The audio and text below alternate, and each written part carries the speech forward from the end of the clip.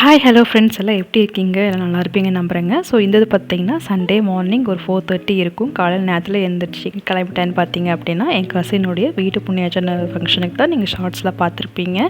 காலையில் வந்து பார்த்தீங்கன்னா 4:30க்கு வந்து மாமா பஸ் ஏற்றி விட்டுட்டார். ஹஸ்பண்ட் வந்து வேறு ஃபங்க்ஷனுக்கு போக வேண்டியதுனால அவர் வந்து வேறு அட்டன் பண்ணுறாங்க. நான் மட்டும் தனியாக போக வேண்டியதாக இருந்தது. குனியமுத்தூர் தான் நம்ம ஏரியா தான் ஓகே அப்படின்னு சொல்லிட்டு நானும் வந்து தைரியமாக கிளம்பிட்டேன். பார்த்தீங்கன்னா அட்டோல் தான் ஃபஸ்ட்டு போன உடனே அம்மா வீட்டுக்கு தான் நான் போக வேண்டியதாக இருந்தது.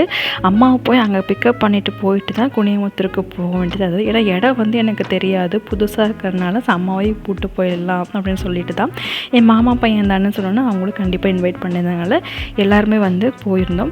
போயிட்டு எல்லா சொந்த பந்தங்களையும் பார்த்து முடிச்சுட்டு நம்ம சொந்தங்களை கவனிக்க வந்தாச்சு. என்னென்னு பார்த்தீங்க அப்படின்னா பந்தயத்துக்கு தான். காலை வந்தோன்னா ரொம்ப பசி ஆயிடுச்சு. காலை நேரத்தில் எழுந்திரிச்சனாலையும் சரி ரெடியாகி கிளம்புனாவே நமக்கு அடுத்தது பசி தான் வரும். நல்லா சாப்பிட்டு முடிச்சுட்டு கசினுடைய குழந்தை இது நல்லா ஜாலியாக என் கூட தான் இருந்தால் ரொம்ப நேரமாகவே அவன் வச்சு விளையாண்டுருந்தேன். சித்து ஞாபகமாகவே இருந்தது. அங்கே போனப்போ கூட அந்த குழந்தைய பார்த்த உடனே அந்த மிரரில் பார்த்து சிரிச்சிட்டு இருந்தான். நானும் வந்து பார்த்து அவங்க கூட விளையாண்டுட்டு இருந்தேன். கடைசி அம்மா வந்து பார்த்திங்க அப்படின்னா ஆட்டோ வச்சு மறுபடியும் வீட்டுக்கு அனுப்பிச்சி விட்டாங்க. வீட்டுக்கு வந்து எத்தனை நேரம் தான் வீட்டிலே இருக்கிறது அப்படின்னு சொல்லிட்டு டிபார்ட்மெண்ட்டுக்கு நான் தங்கச்சியை கூப்பிட்டு லீவ் வந்தங்காட்டி கூப்பிட்டு போயிட்டேன். சண்டேங்கனால அவளுக்கு கொஞ்சம் பிஸி இல்லாமல் தான் இருந்தாள். ஸோ டிபார்ட்மெண்ட்டுக்கு போயிட்டு எனக்கு வேணுங்களை வாங்கி கொடுத்துட்டு அவளும் சாப்பிட்டு என் அப்பா ஸ்தானத்தில் இருந்து கரெக்டாக எப்படி நான் வந்து பஸ் ஏறப்போ வரைக்கும் கூடவே இருந்து இது பண்ணுவாரோ அதை எல்லாமே அவள் தான் இப்போ எனக்கு பண்ணிகிட்டு இருக்கா. ரொம்பவே சந்தோஷமாக இருக்கா அவளை பார்க்குறதுக்கு. நான் பார்த்திங்கன்னா மத்தியானம் வந்த கவர் பார்த்திங்கன்னா அத்தை வந்து கொள்ளு பருப்பு தான் கடைஞ்சிருந்தாங்க. அன்றைக்கி சண்டே நானும் இல்லை, ஹஸ்பண்ட் இல்லை, சரி யாருமே இல்லைங்காட்டிக்கு நைட்டு வேணால் நான்வெஜ் எடுத்துக்கலாம்னு சொல்லிட்டு மத்தியானம் லஞ்ச் இப்படி பண்ணியிருந்தாங்க. நைட்டு வேணால் பார்த்திங்க அப்படின்னா கொஞ்சமாக சிக்கன் எடுத்துகிட்டு வந்திருந்தாங்க. சிக்கன் கிரேவி அது போக பார்த்திங்கன்னா மாவாட்டி வச்சுருந்தா போயிருந்தேன் சாட்டர்டே. ஸோ இட்லி அது பார்த்திங்கன்னா கொள்ளு பருப்பில் நான் வந்து இனிப்பாக செய்வோம் பார்த்திங்களா, அது வந்து ஒரு வீடியோவில் அப்லோட் பண்ணியிருக்கேன். ஸோ அந்த ஒரு சின்ன ஒரு உருண்டையோட வச்சு சாப்பிட்டுட்டு நைட்டு வந்து தூங்கி எழுந்திரிச்சாச்சு. நெக்ஸ்ட் டே வந்து பார்த்திங்கன்னா மார்னிங் இது வந்து பார்த்திங்க அப்படின்னா மண்டே மார்னிங் ஓகேங்களா. இது வந்து பார்த்திங்கன்னா காலையில் எழுந்திரிச்சோடனே எல்லாத்துக்குமே வந்து சேர்த்து வெண்பொங்கல் செஞ்சுட்டேன். வெண்பொங்கல் அது போக பார்த்திங்கன்னா ஈஸி சாம்பார் எப்போ போல் குக்கரில் விட்டு ஈஸியாக எடுக்கிறது தானே அப்படின்னு சொல்லிட்டு சாப்பிட்டுட்டு இல்லை விளையாண்டுட்டு இருந்தாங்க.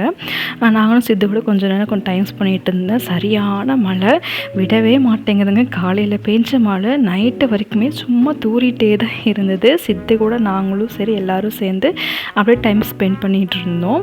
சரி இந்த நேரத்தில் பார்த்திங்கன்னா மாமா அந்த மழையில் கூட போய் எங்களுக்கு சிக்கன் எடுத்துகிட்டு வந்திருந்தார். சிக்கன் எடுத்துகிட்டு வந்தோடனே சில்லி சிக்கனுக்கு வந்து அவராகவே பண்ணித்தரேன். என்ன இதுன்னு பார்த்திங்க அப்படின்னா நமக்கு ரொம்ப ரொம்ப ரொம்ப ரொம்ப பிடிச்ச தம் பிரியாணி தான். ஆக்சுவல் தம் பிரியாணி மாதிரி எந்த பிரியாணியும் வராது. ஸோ நல்லா அந்த மலைக்கும் அந்த இடத்துக்கும் பார்த்திங்கன்னா சூப்பரான காம்பினேஷனாக இருந்தது. இந்த மாமா பண்ணாருன்னா சொல்லவே தேவையில்லை, சாப்பிட்டே இருக்கலாங்கிற மாதிரி தான் இருக்கும். வயிறு ஒன்று காலியாக இருந்தால் போதுங்க.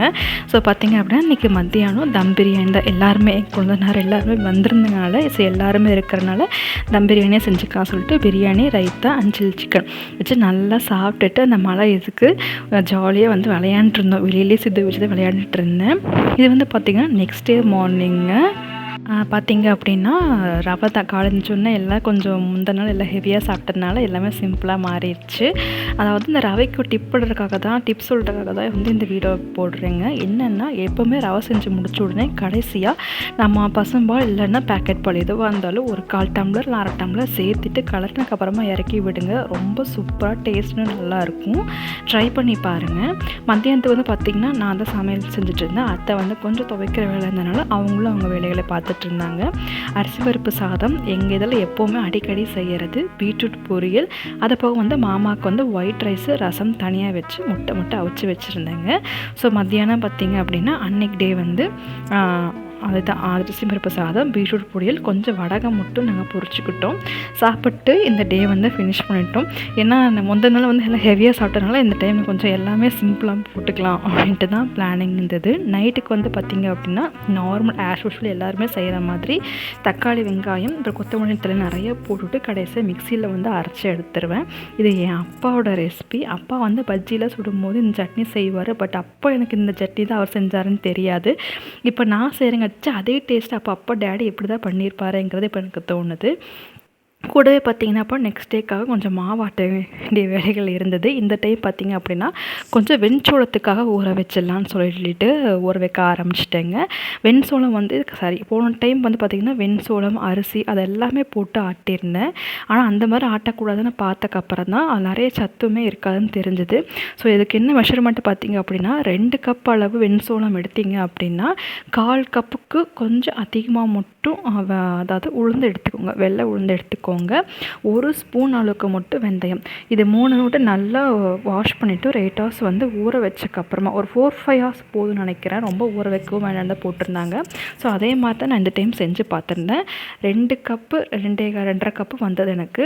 2.5 கப் அளவுக்கு வெண்சோளம் எடுத்திருக்கேன். 1/2 கப் அளவுக்கு பார்த்திங்க அப்படின்னா இது வெள்ளை உளுந்து, நீங்கள் தோல் உளுந்து போட்டாலும் சரி இல்லை வெள்ளை உளுந்து போட்டாலுமே சரி தான். அப்புறம் வந்து பார்த்திங்கன்னா 1 ஸ்பூன் அளவுக்கு, இது 1 ஸ்பூன் தான் இருக்கும், கையில் காமிக்கிறேன்ட்டு உங்களுக்கு அதிகமாக இருக்க மாதிரி தெரியுது. 1 ஸ்பூன் அளவுக்கு வெந்தயம் மட்டும் போட்டு ஊற வச்சு ஆட்டி எடுத்துட்டேங்க. அப்புறம் பார்த்திங்க அப்படின்னா என் கொழுந்தனார் வந்து அன்றைக்கி ஊருக்கு கிளம்புற மாதிரி இருந்தது. ஸோ அவருக்கு வந்து அங்கே எல்லாத்துக்குமே ப்ரௌனிஸ்னால் ரொம்ப பிடிக்கும். இப்போ போகிறப்பெல்லாம் கேட்பார், கண்டிப்பாக நானும் செஞ்சு தருவேன். பொருள் எல்லாமே அவர் வாங்கி கொடுத்துருவார். ஆஸ் யூஷுவல் நான் செஞ்சு மட்டும் கொடுத்தா போதும் அண்ணி, ரொம்ப நல்லாயிருக்கும் அப்படின்னு சொல்லி எல்லாருமே ஆஃபீஸில் சொல்லுவாங்கன்னு சொல்லும்போது எனக்கு ரொம்ப சந்தோஷமாக இருக்கும். சரின்னு சொல்லிவிட்டு அவருக்காக தான் பார்த்திங்கன்னா இந்த ப்ரௌனிஸ் வந்து பேக் பண்ணி எடுத்து வச்சுட்டு இருந்தேன் காலையிலேயே. காலை வேலை வந்து பார்த்திங்க அப்படின்னா நார்மல் ப்ரௌனிஸ் வேண்டாம்னு சொல்லிவிட்டு கொஞ்சம் இந்த பாதாம் முந்திரி போட்டு முந்திரி போட்டு நட்ஸு ப்ரௌனிஸ் மட்டுமே அவங்களுக்கு நான் செஞ்சு கொடுத்தேன். மேலே எந்த கனாஷும் இல்லை. ஸோ இப்படியே கட் பண்ணி வேக வச்சு எடுத்து கொடுத்துட்டேன். அவங்களுக்கு அதவே பார்த்திங்கன்னா ரொம்ப பிடிச்சதுன்னு சொல்லிட்டு கமெண்ட் சொல்லுவாங்க. பார்க்கறக்கே ரொம்ப சந்தோஷமாகவும் ஹாப்பியாகவும் இருக்கும். இது வந்து பார்த்திங்க அப்படின்னா வெண்சோளத்துக்கு வந்து மாவு ஆட்டின்னு தான் சொன்னேன் பார்த்திங்களா. அதை ஆட்டும்பொழுதே நீங்கள் வந்து வரமிளகாய், சீரகம், ஒரு 4 சின்ன வெங்காயம் வச்சு அரைச்சி எடுத்துக்கோங்க. நான் மறந்துட்டேங்கிறனாலையும் எங்கிட்ட வரமிளகாய் இல்லாதனால ஒரு 4 பச்சை மிளகா, அப்புறம் வந்து கொஞ்சம் 1 டேபிள் ஸ்பூன் அளவுக்கு சீரகம், ஒரு 5-6 சின்ன வெங்காயம் வந்து நல்லா பல்ப்பில் விட்டு அரைச்சி எடுத்துகிட்டு அதில் சேர்த்துருக்கேன். அது போக ஒரு 2 பெரிய வெங்காயத்தை நல்லா கட் பண்ணி எப்போ போல் கடுகு, அந்த கருவேப்பிலை, பெரிய வெங்காயம் தாளித்து இதில் கொட்டிடுங்க. ஒரு 1/4 பிஞ்ச் அளவுக்கு பார்த்திங்க அப்படின்னா பெருங்காயத்தூள் பொடி சேர்த்துக்கோங்க. இதெல்லாம் சேர்த்தக்கப்புறமா நல்லா மிக்ஸ் பண்ணதுக்கப்புறமா தோசை ஊற்றுங்க. அது வெண்சோளம்னு யாருமே சொல்ல மாட்டாங்க, அந்த அளவுக்கு டேஸ்ட்டாக இருக்கும். ட்ரை பண்ணி பாருங்கள்.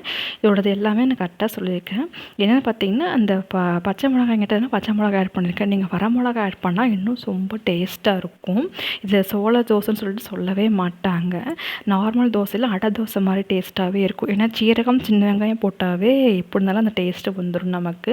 ஸோ நார்மல் எப்போ போல் ஆஸ் யூஷுவல் தோசை மாதிரி தான் 2 பக்கமும் திருப்பி போட்டு எடுத்திங்க அப்படின்னா நல்லா சாஃப்டான வெண்சோள தோசை ரெடி ஆகிடுங்க.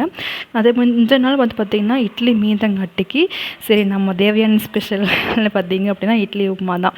இது இட்லி உப்புமா பார்க்குறப்போல எங்கள் வீட்டில் எல்லாருமே கிண்டல் தான் பண்ணுவாங்க. அந்த படத்தோட மூவி வச்சு கிண்டல் பண்ணுவாங்க. ஸோ பார்த்திங்கன்னா நம்ம மீந்த இட்லி வந்து நம்ம வேஸ்ட் பண்ணவும் எனக்கு மனசில்லை. பட் இது ரொம்ப இதை செஞ்சால் காலியாகவும் இருக்காது.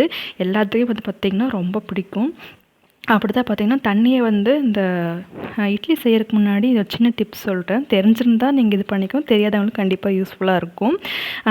இட்லியை வந்து பார்த்திங்கன்னா சுடு தண்ணியில் ஒரு முக்கு எடுத்தக்கப்புறமா நல்லா உதிர விட்டதுக்கப்புறமா இதில் ஆட் பண்ணி பாருங்கள், நல்லா பசந்தாக இருக்கும். ஸோ காலையில் பிரேக்ஃபாஸ்ட் வந்து பார்த்திங்கன்னா அதே தான், அதாவது வெண்சோள தோசை தேங்காய் சட்னியோடு முடிச்சாச்சு. ஸோ இந்த வீடியோவோட முடிச்சுக்கலாம். நெக்ஸ்ட் வீடியோவில் பார்க்கலாம். தேங்க்யூ, பாய்.